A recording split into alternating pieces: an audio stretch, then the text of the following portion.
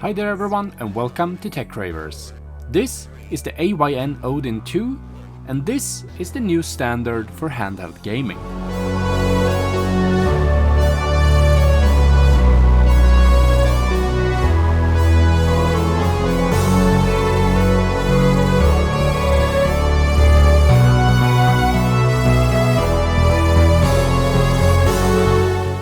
The AYN Odin 2 is the follow-up to the highly acclaimed AYN Odin handhelds that were introduced through an Indiegogo campaign approximately 2 years ago. The original Odin established new benchmarks even though it did not feature a top-tier chip. The Odin 2 continues this tradition, but this time around it boasts the most powerful chip available in an Android device. What does this imply for performance? How well is this device optimized for newcomers? And what can we expect from the overall experience with the AYN Odin 2? Stay tuned as we're about to explore these questions in this video.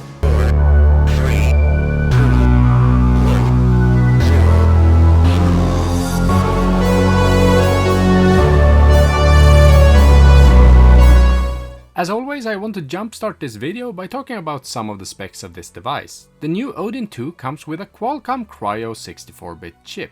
It's a Snapdragon 8 Gen 2 octa-core, and the 8 cores are one Cortex-X3 clocked at 3.2 GHz, two A715 cores at 2.8 GHz, two A710 cores at 2.8 GHz, and three A510 cores at 2 GHz. It also comes with a Adreno 740 GPU. And for RAM, depending on what you buy, you can pick it up with 8, 12 or 16 GB of super fast LPDDR5X memory. And depending on what you go with, you can also get 128, 256 or 512 GB of internal storage. That doesn't matter too much though, as all models comes with a SD card slot for expandable storage. The display is a 6-inch IPS LCD at 1080p, and this is actually the exact same screen that we got in the previous Odin models, so no upgrade there. However, it's a great display that suits most gaming needs. We also get one of the market's biggest batteries at 8000 mAh, and together with the super efficient chip, we will get some of the best battery performance yet on this device. Other noteworthy features is of course the active cooling. It has Bluetooth 5.3, and it's also one of the first devices to come with blazingly fast Wi-Fi 7 support. And moving over to some performance benchmarks, I want to start by showing some benchmark results from the predecessor AYN Odin Pro. And in Geekbench 6, the Odin Pro gets a single core score of 569 and a multi-core score of 2081. Jumping ahead to the most recent released competitor, the AYN Neo Pocket Air,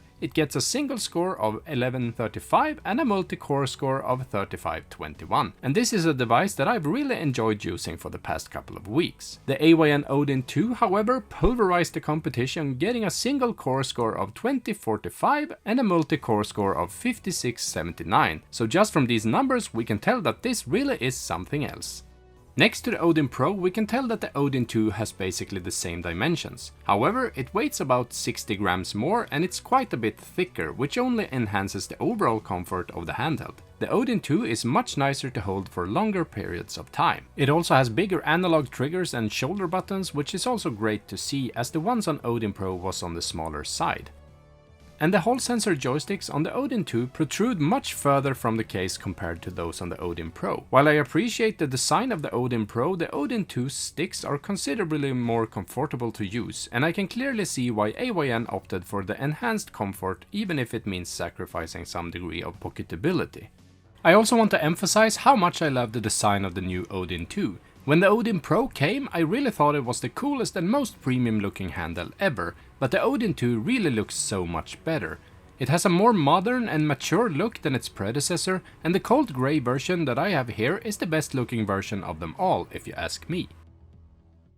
Now let's take a look at the Odin 2 in comparison to the Steam Deck. It's important to know that there's no definitive answer to which one is better, as they excel in different aspects, but I'll attempt to make a case nonetheless. The Steam Deck is clearly quite a powerhouse for playing PC games and handling PlayStation 3 emulation with relative ease. However, its battery life and lack of pocketability makes it less suitable for my needs when I'm on the go. On the other hand, the Odin 2 has unquestionably become my preferred travel companion. So in other words, these two handhelds serve entirely different purposes and use cases and shouldn't be compared to each other. The software experience on the Odin 2 is fairly basic for an Android device, at least if you're used to Android. First off, if you swipe down from the top, you get a bunch of settings to customize fan settings and performance modes, etc. You can also get to a quick menu for customizing the LEDs of the sticks and the side of the handheld. And if you go into settings and scroll down, you can reach the specific Odin settings where you can tweak different Odin 2 specific things, like video output mode and more. I can't talk about the software without mentioning this, because this was really giving me a headache at first. As you can see in the gamepad tester app that I have here, that I have some serious problems with corner dead zones on my sticks. And this was actually so bad that I couldn't run diagonal in games without the character starting to walk instead or just stop entirely. I thought I had tried everything and that I was going to need to replace the sticks, but it turned out to be a very easy fix for this. With a little help from the community, I was told to simply go inside the Odin 2 gamepad tester settings and click the actual sticks there to be able to customize the stick's sensitivity. I changed it from 1 to about 1.5 and the dead zones were completely gone. So if you're experiencing issues with your sticks, definitely try this before you start looking for replacement parts. And another software related feature is the built-in key mapper. This will let you play your favorite touchscreen based games with the physical controller on the Odin 2. Simply swipe from the right edge to bring up the Odin 2 in-game menu. Apart from a few other handy settings, you can access the key adapter at the top. I have already mapped some buttons in Stumble Guys, but I will add an extra jump button on my Odin 2. So I simply drag the button to the correct place like this, and then I choose which physical button on my Odin 2 that will activate it. So now, as you can see, both my A and B button will make my character jump in Stumble Guys.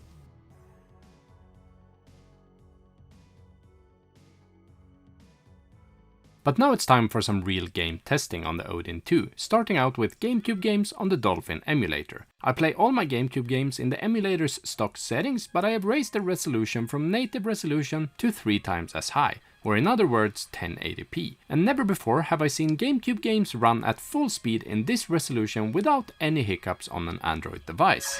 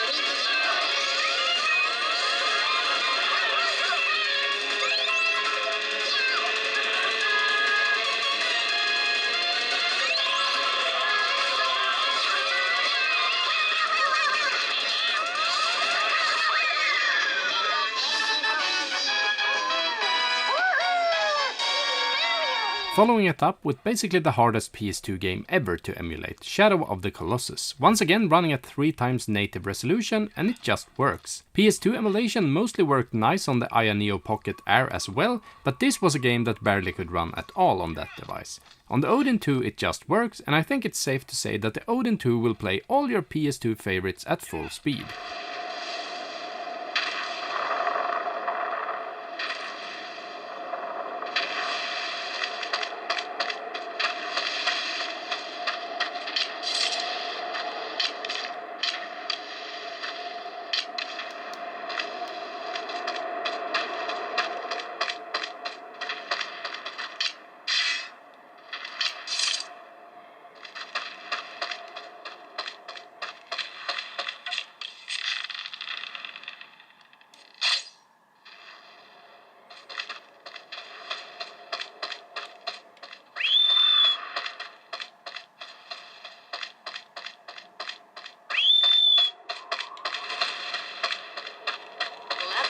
stick.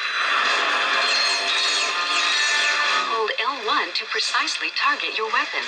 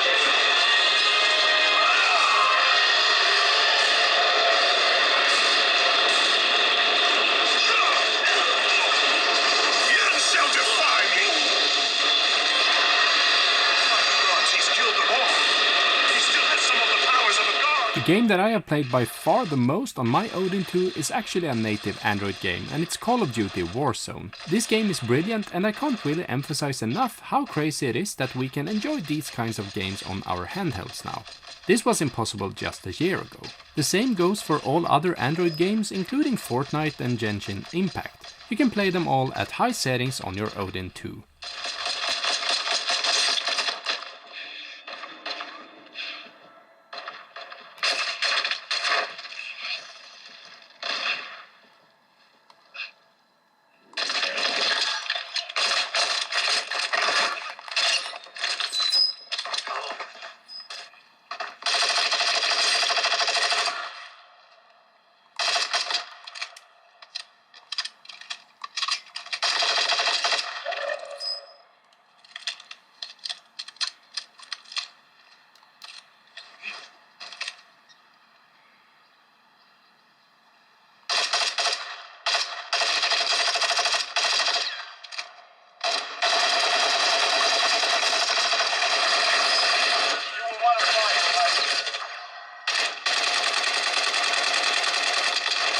And before we wrap it up, I have a few more words on the software experience. The Odin 2 also has its own launcher or Frontend. If you decide to use this look instead of the native Android look that most phones have, you will have a more console-like experience.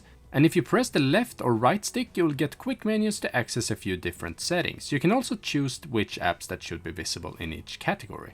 However, once you have installed your emulators and imported all your games and ROMs, I would strongly advise you to get an emulator frontend like the G-Shoe instead. It is so simple to use and it looks so much better than any other frontends out there. It can be downloaded from the Google Play Store for free.